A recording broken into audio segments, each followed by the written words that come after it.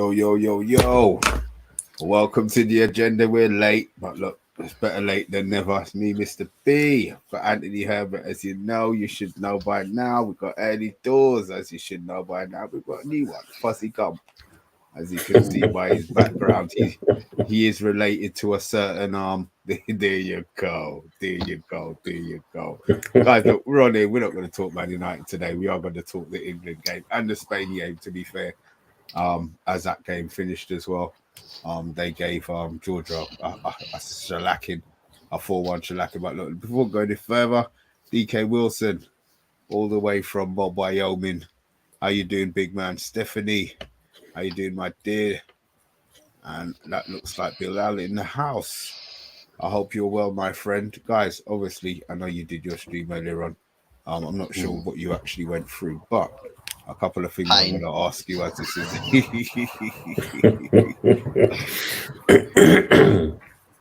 Oh, thanks, Steph. I'll take that. All right, look, we all know the performance wasn't the best.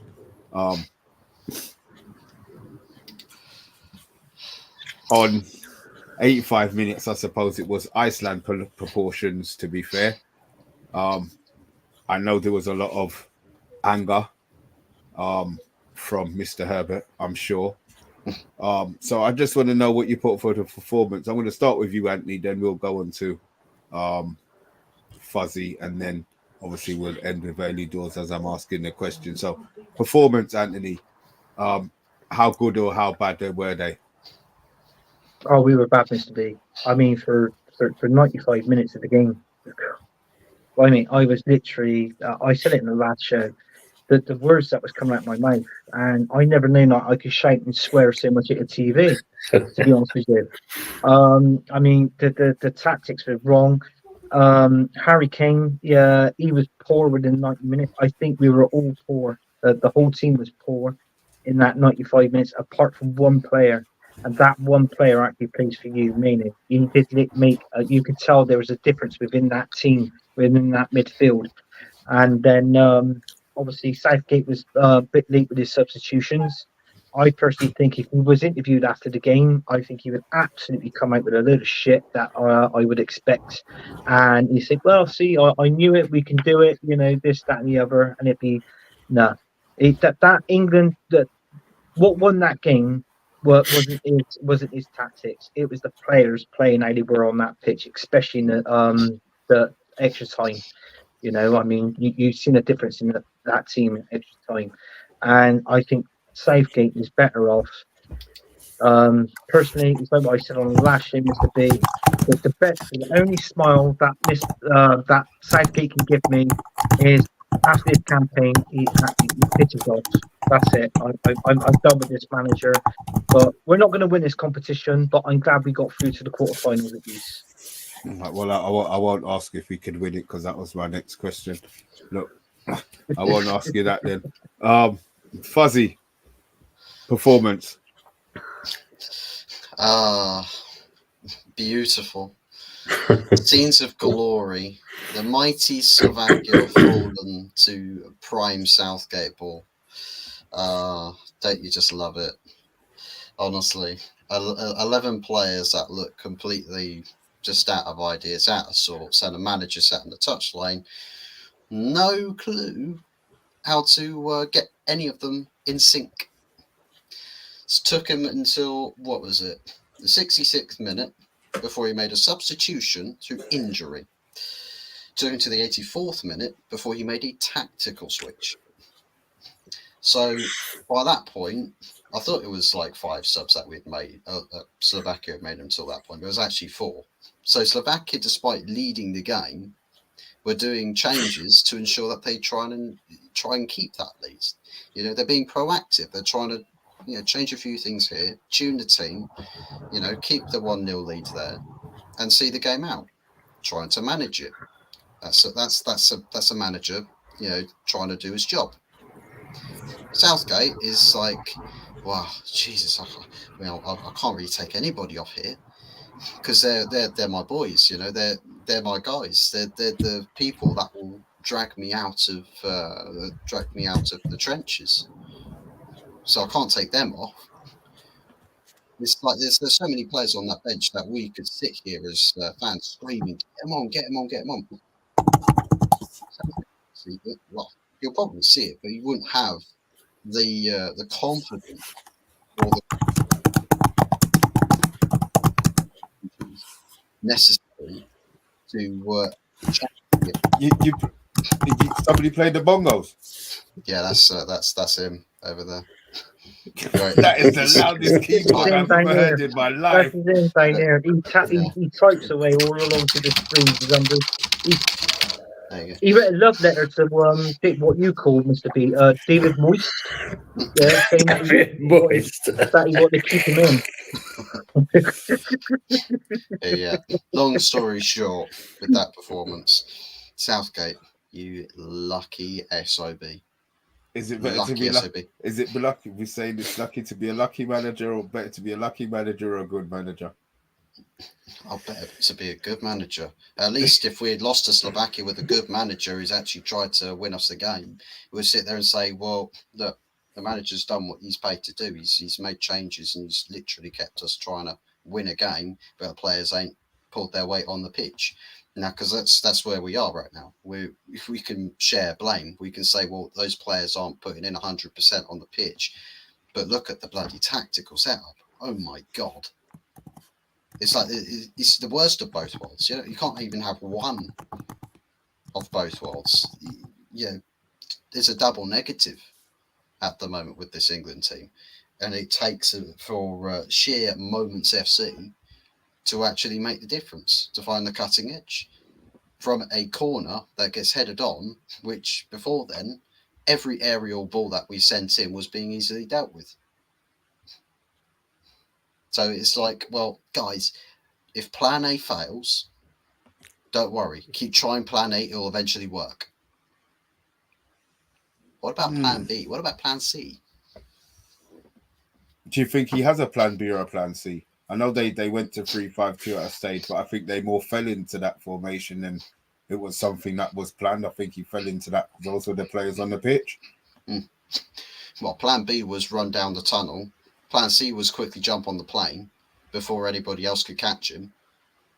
And plan D is probably sneak out of the England job without anybody noticing. It's like the silent but deadly fart. It stinks, but no one knows who did it.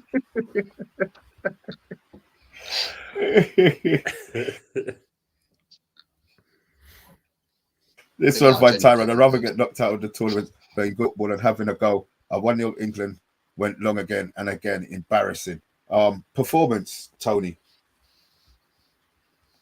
It wasn't great, was it? I think we already alluded to that. It's a fact of we were done by one through ball, and if you look at it, Guy was lucky to stay on the pitch because if that player went down, he was in certain respects the last man. So we would have seen a red card presented straight away, especially with this referee, because he was quite trigger happy with him cards. But performance-wise, we offered nothing. You know, like I said earlier, the fact that we had 0 shots on target sums it up really. And we're supposed to be quite an attacking team with the players that we've got. So when you look at something like that, yeah, that's not great. And as Fuzzy just said there, it wasn't until the injury forced us to make a change that Palmer came on. We saw a little bit of difference for a short period. But we had to go into extra time to actually get something in this game. Near the end of the 90 minutes, we'd lucky enough got the goal. All right, it was a good scissor kick, and I think even that was the only kind of mistake that Slovakia made. Really, other than that, that luck, as you mentioned earlier, we're not going to see much of that come the next game. It's going to run out. And this is true. I mean, there's a bit. I mean, Tyrone's saying about Anthony Gordon, but before Palmer came on, you could just see him sitting there, and he's now thinking, "Why am I here?" You can just looking at just looking at the game and think, "Why am I sitting here?" Speaking of another player, why was Luke Shaw there? Well, yeah, apparently he recovered from his injury, so he had him there. But the fact that back over Luke Shaw, you got a 26-man squad, and you're hardly playing any of these players. So why take a big squad like that when you know you're only going to stay with the usual people? Favourites. It's what he does. It's what he does. Okay, this is a stupid question now. Can England win it? Nope. Yeah. No. We can win it, but it's a 0.000000001% chance. So, although England have the easiest side of the draw, yeah, they could make it to the final. I know all of the games are one-off games and it's a cup, but it's a one-off game, so you don't think there's a chance they can get to the final and fluke it in the final, no? In my opinion, no, Mr. B. I mean, okay, we got Switzerland in the next round, but we know what Switzerland's like. Look how they beat Italy with those two brilliant world-class goals.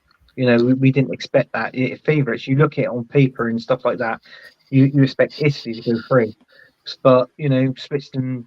I mean, dark horses in there. I feel that they've got to that stage now. The quarterfinals is going to be the hardest game that we've played in this Euros, in this campaign against a decent team.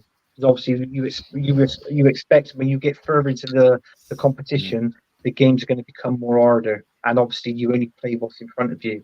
So, regarding that, with Switzerland, have we got anything to get over the line? I believe we have, but it's like what I said. Gareth Southgate has got to change formation, tactics. I keep saying it now. I said that on our last show and the show that we was just on before this, on Tony's show. He's got to get that balance and that consistency right in that team if we want to do anything.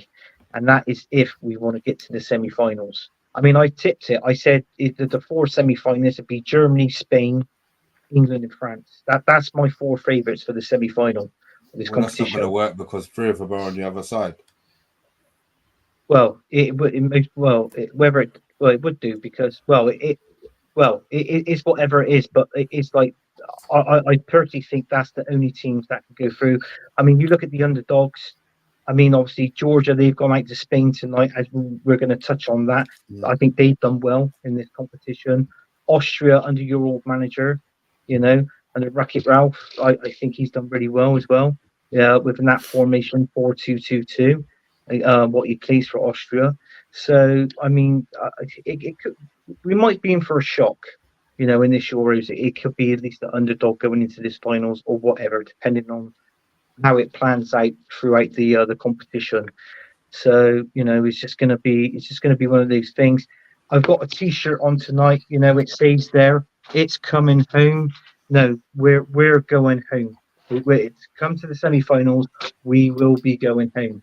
And that's a fact. All right. What changes you making for the next game?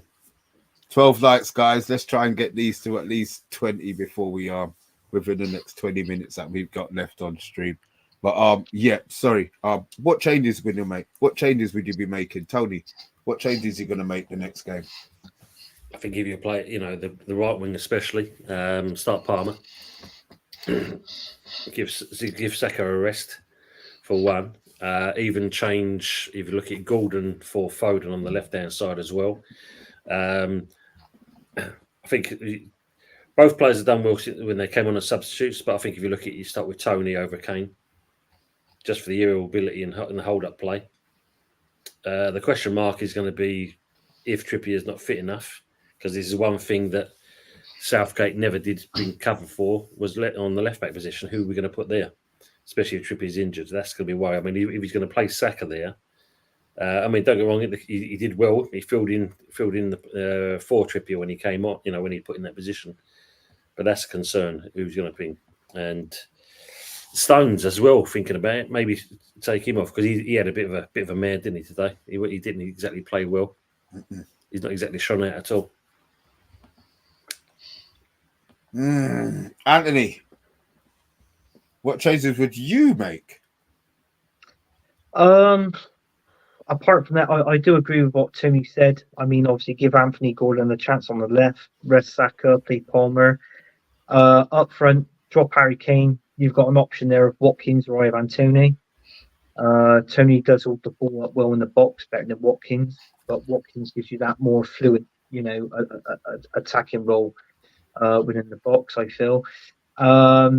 Also, Trippier, if he's not back, I mean, listen, why not get Luke Shaw in there? I mean, it can't get any worse. Also, the Palace defender, the centre back, he's out for the next game, picking up a booking. So, I mean, I would play Stones centre back.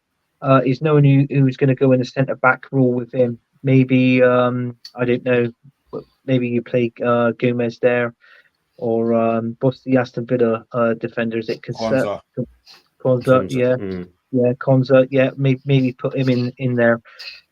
I feel when he come on, he wasn't bad. He gives a little bit, in the period of extra time, and that's it really. I mean, I'm happy with Kyle Walker at right back at the minute.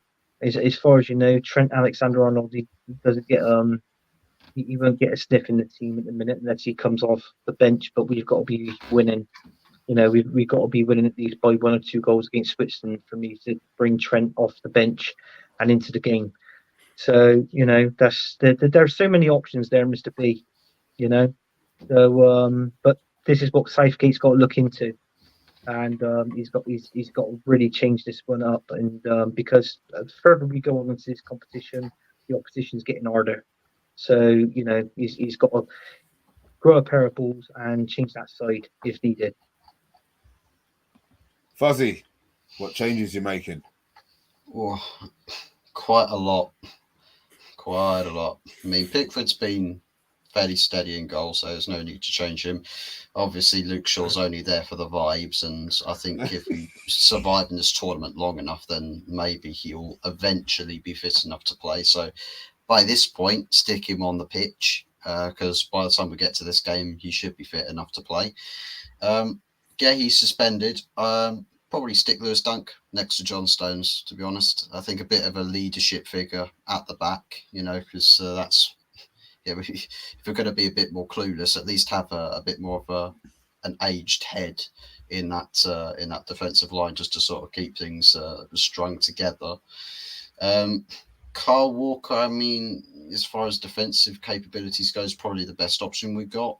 And I think if you're playing up against a Switzerland side with a bit of tenacity, a bit of pace and drive, I think it would be Ndoye playing up against the right-hand side. Probably Walker may be the best option to go with. I think Trent will probably get too exposed too easily.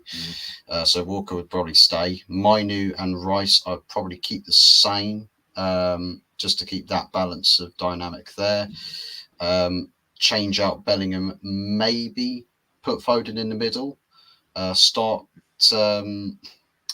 Cole Palmer on the right and bring Anthony Gordon in on the left, just for a bit of so you're benching either Bellingham or Foden, or you're benching Bellingham. You're benching Bellingham, okay? Benching Bellingham just for the sake of trying a bit of different balance. And I think Foden constantly playing out wide, he's not impactful from the wide areas.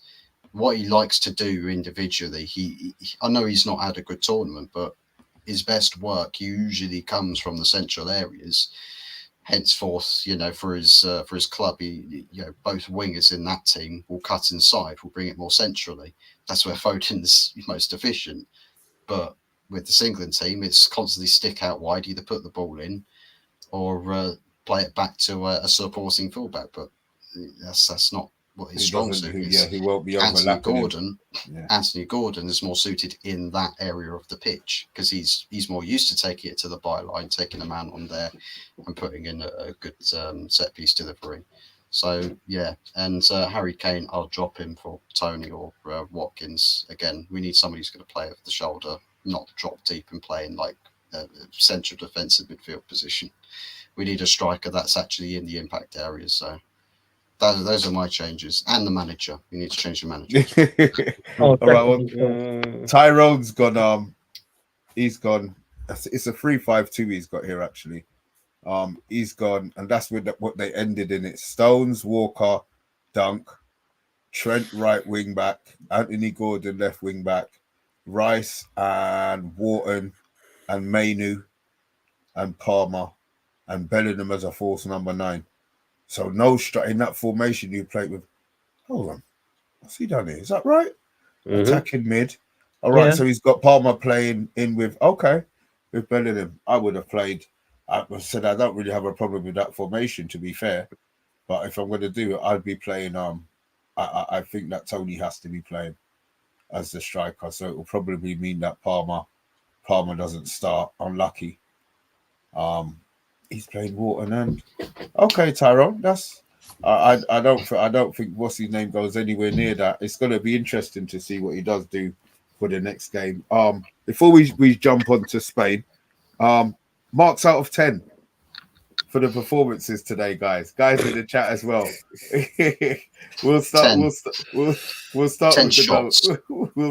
the goalie. Anthony Pickford. You can't blame him from the goal because to me that's a defensive error. So I would most probably I'll be generous with Pickford. I'll give him a 6. I can't give him any higher than a 6. Pickford. Fuzzy. Yeah, not an awful lot to do. 6 for me. Not really done anything. Tony. 5 because there wasn't much going on, and then he over celebrated doing all his business when he got the ball in his arm. But yeah, 5. I won't give any more than that, really. Well, Chat Sports gone 2. Asa Maniac's gone 3. Aces has gone 0. Arsenal Maniac's gone 3 for the whole team. I mean, they were so crap for the whole team, but yeah. Tyrone's gone 4. Agile Beast has gone 5. I don't know about anyone else, but this all right, so this is from Big G. I don't know about anyone else, but this fascination and obsession with playing players on the opposite side to their dominant foot needs to bloody drop. Everything can't come through the middle. Stephanie's given Pickford a 5. Right, so we're going to go. We'll do all of the defenders. That'll speed it up a bit. We'll call all the defenders. Walker, Stones, Gahey, and Trippier. We'll go with you, Anthony. Right. Walker, I'll say a 5. Stones, I'll most probably say a 4. Gay, I'll most probably match that and say a 4. And Trippier, I would have to give a 3. Fuzzy? Yeah, 4 for a 4 Trippier, Gahey and Stones can share a 5 each. They will get 2.5 each, and then Walker go with a 5. Just not impactful in the attacking areas. Kyle Walker. And Tony. Walker, I'll give a 5. Stones, I'll give a 4. Gay, I'll give a 2. He was lucky to be on the pitch still with the mistakes he was making. And Trippier, give him a 3. Right, we're gonna go midfield. We do the 3 set. We'll do the 3 midfielders: Bellingham, Mainu, and Rice. We'll start with you, Anthony. Right, Rice, I would most probably give, and this is going to shock a lot of people. I couldn't give Rice any more than a 4. Bellingham, I would give him a 5, even though he got the goal. Mainu, you know what? I this might surprise some people. If I can give a half, I would give I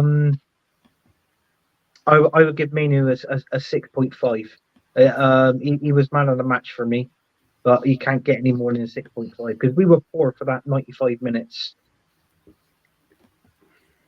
Fuzzy? Yeah, Rice a 5, Bellingham 5. I mean, again, it was just a moment, and Mainu, difference maker, but again, not really a goals contribution. But sometimes you don't have to have that to be the best performing player on the pitch, and I'll give him a 7. 7 for Mainu. Tony? 4 for Bellingham. I'll give 6 for Rice, and I will give Mainu a 7. I like you guys coded the show with England with and the way you play as well. It's not just me. I thought I was being thinking. Honestly, we rate our star boy here. We rate our star boy. My baller. I thought I was being biased. Okay, I thought I was being biased with it. To be fair, but okay. So we go Foden, Saka, and Kane. Like Foden for me. I think 4 for Foden. Harry Kane scuffed way too many shots than what he had clear shots. Even though he scored that goal, I'm going to have to give Harry Kane. I would give Harry Kane a 4. And Saka, even though he started on the right, then he went to left. He went over to left back position, and then he went back over to wide right because we went 4-2-3-1 to a 3-5-2 back to a 4-5-1. As far as I'm concerned in that game, so I would most probably give Saka. I could give anything Saka, but I'll say a 4 for Saka as well. Sorry, but that's it. Wow. So the highest mark was. Oh no, we'll do subs. Do you know what? Because yeah, we'll do subs. We'll do Palmer. All of the subs. Palmer. What's his name? Eze. Yeah. Eze. Palmer, Eze. Tony, Konsa, Tony, Gallagher. Konsa, and Gallagher. Well, didn't Gallagher get booked when he came on, or did he commit a foul? Okay, look, we'll do those 5. We'll start with you, Anthony. Right, Ivan Toney, he did a little bit, but Got an assist. He got an assist, yeah. So I'll give Ivan Toney a 5 for the amount of time, the period that he was actually on the pitch. So I'll have to give him a 5. Gallagher, fucking hell, I'll have to give him a 2.5. He'd be lucky to get that. Who else came on? Ivan Toney. Did I say Ivan Toney? Yeah, I might have done Ivan Toney. And also, I'll give him. I'll give him a 5, and that's about it for me. Anything different from you, Fuzzy?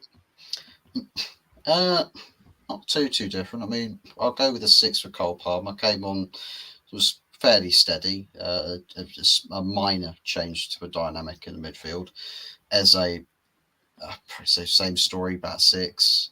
No real big impact. Tony, I'll give a 7. Instant impact. Literally came on with a couple of seconds and was just like, you know what? I could have way more impact in a couple of seconds than not this whole team combined has in 95 minutes. So yeah, so I'll give Tony a 7 for that. Joint man of the match.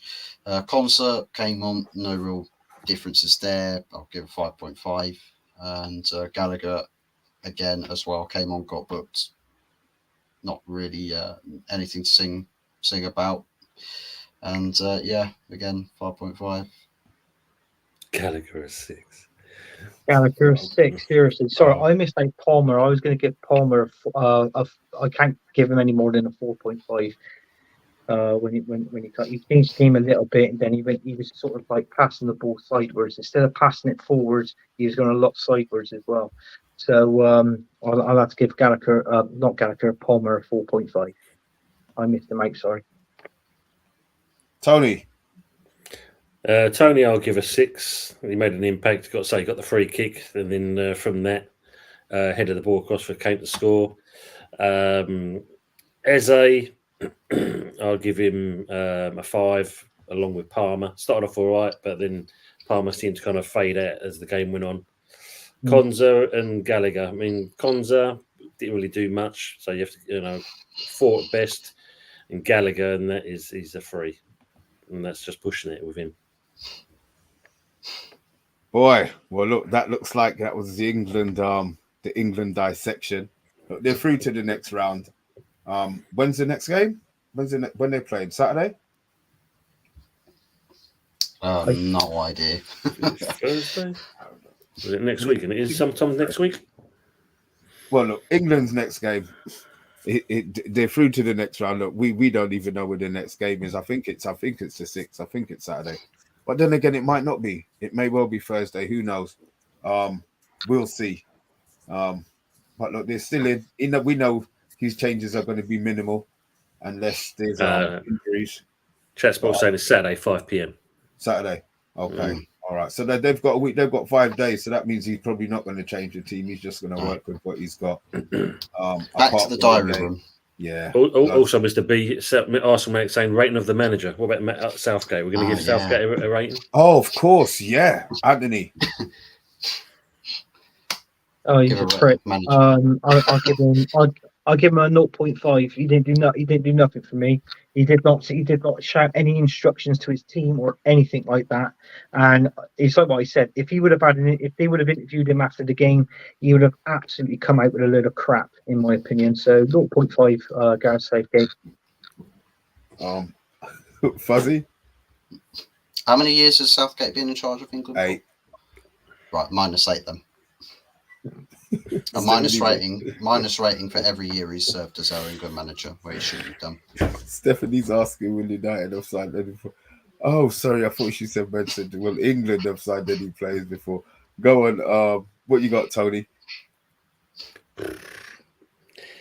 I'm in agreement with Anthony, I believe, because he's the fact that the pundits too are saying that how well Southgate's done in his tenure as England manager, and what we've got to show for it. Nothing. So there's nothing going on with this man at all. And the sooner he's gone is the better, really. Hopefully, the media will start dredging up all the past, and we'll see him go quicker than he should be. So yeah, well, to be fair, 0.5. His contract is up in December, so there'll be nothing keeping him once the tournament's finished. Win or lose. There'll be nothing holding him. So it shouldn't take too long for them to get rid of him. It's the FA, though, isn't it? It's the FA, Mr. B. You know, it's like they're like holding on to managers like a limpet. Some of them. God, well, if they're well paid, the managers ain't going to go nowhere. So why should they? You know what I mean? Oh, look, we'll see. Boy Keane did the best to him. Boy Keane did when Southgate played for Palace, and Boy Keane stood on him that time. You know, that was the best thing that I ever seen from Southgate.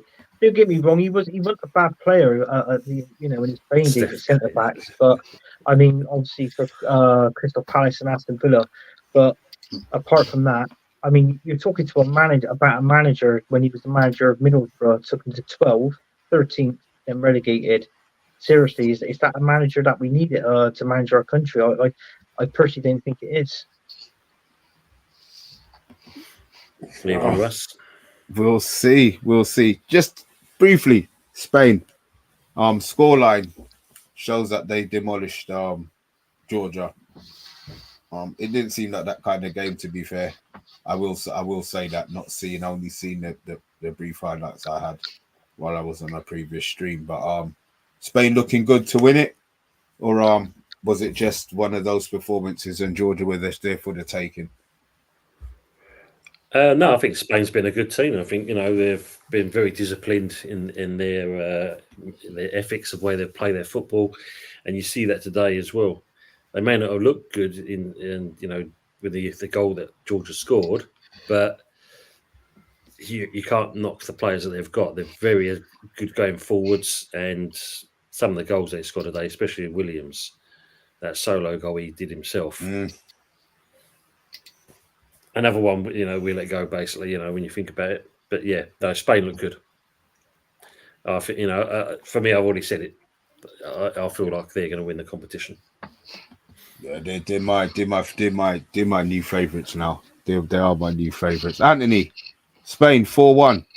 Threatened to deceive or the real deal? No, it looks like it's the real deal. I mean, they're definitely a finalist.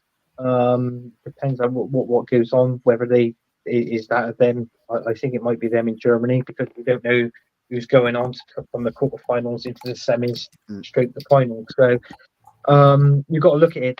The Spanish and the Germans are actually playing with their tactics are well known. They're doing stuff right on the pitch, which is breaking up defenses and exploiting the gaps, especially with the Germans.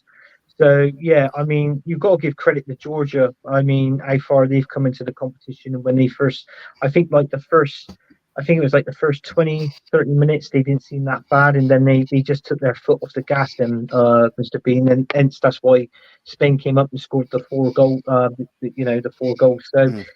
You know what I mean? So, in all fairness, give Georgia credit where credit is due. And, yeah, I think Spain's a finalist for this competition. Fuzzy? Yeah, Spain. I think it's one of those where I think a lot of the times we've associated Spain as being a team that's underperforming as well. And I think with this tournament, some teams have had their ups and downs already. I mean, Portugal have had theirs. Germany have probably had a struggle or two against Switzerland. Italy just non-existent. Belgium ups and downs. Spain ups and downs. All of them have had ups and downs. But if you were to pick one, I think Spain at the moment, from a recent case study, they look like the most well-drilled team, or the most fluid team, that look the most dangerous in front of goal. And shout out to Yamal. Absolutely just light years clear of everybody, just light years on the wing, just exactly what a winger should be doing.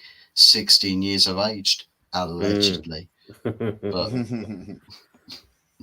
But yeah, it's looking good for Spain. And you know what, I think if they keep it up next round, it's more of the same, then you know what, why not? They'll take it all the way. All right. Well, look, with that, I did already ask you, didn't I, Tony? Yep. Oh, good. Just making sure you know my mental kicking about this time. You know what I mean? Look, we're gonna leave it there, guys. In the chat, look, thanks for watching. But before we go, where can we find? Oh, let me take this chat off. Where can we find you guys? We'll start. Why is this bloody? Hold on a minute. If I take comments off that, right? Where can we find you, Fuzzy? You can find me at Opfuzz44OG, another fellow United content creator. So you'll find some familiar conversations, maybe some different takes and all.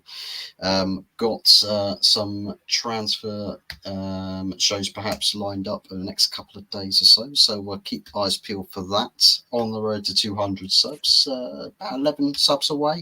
So if we can hit that across the summer, that'll be dozy.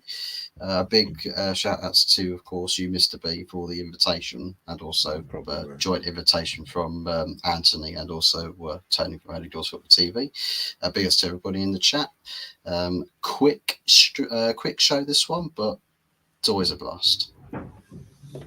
Tony, where can we find him, man? As you can see in the description here, Early Doors Football TV. You can find me doing, obviously West Ham stuff, plus obviously the man above me and the man to the side of me. We also do our show on a Wednesday. The good, the bad, well, that way. The good, the bad, and the ugly on a Wednesday night, 8:30. So you can find us there. Mr. Herbert. Well, Mr. B, you called me it last week on the last show on the U24. Yeah, you can literally find me anywhere. You can find me on the Football United, Early Doors Football TV, where we do the good, the bad, the ugly, and the Sunday night takeaway show. Also, you can find me here on the Man United Agenda discussing the England games as well. And also, make sure you click and subscribe to everybody else's channel here, including Fuzzy Gump's channel on his, because you can see him in the background. He's on his bubblegum shrimp food. All right. So there we go. Guys, look, with that, hopefully United will sign a couple more players. We've got another show tomorrow, 10:15. I'm not sure if I'm even on, but there will be something. Unless Man United break some sort of news, then we probably won't go. Go on, waving, Fuzzy. What you got? Bit of a breaking is I don't know how significant it is, but somebody's come out mass reporting that we're close to an agreement with Dan Ashworth, with Newcastle for Dan Ashworth. A breakthrough is closely looming, allegedly. Ooh, see, so maybe Garden Eve might be being cut short. Oh, good. Let the gnomes hump in his back garden. Leave him alone and stop being a voyeur. Innit? Guys, look, with that, thanks for watching. As I said, we will be back tomorrow. Not sure what the show's going to be about, although it's probably going to be Euros. It will be Euros, but hopefully there'll be some good United news in between them. I said goodbye from Anthony, goodbye from Tony, Early Doors TV, and Fuzz Hot Fuzz 44. Guys, see you all tomorrow. Cheers. Take care, everyone. Bye, Fuzzy Gump. Yeah, bye-bye. Bye, Jimmy.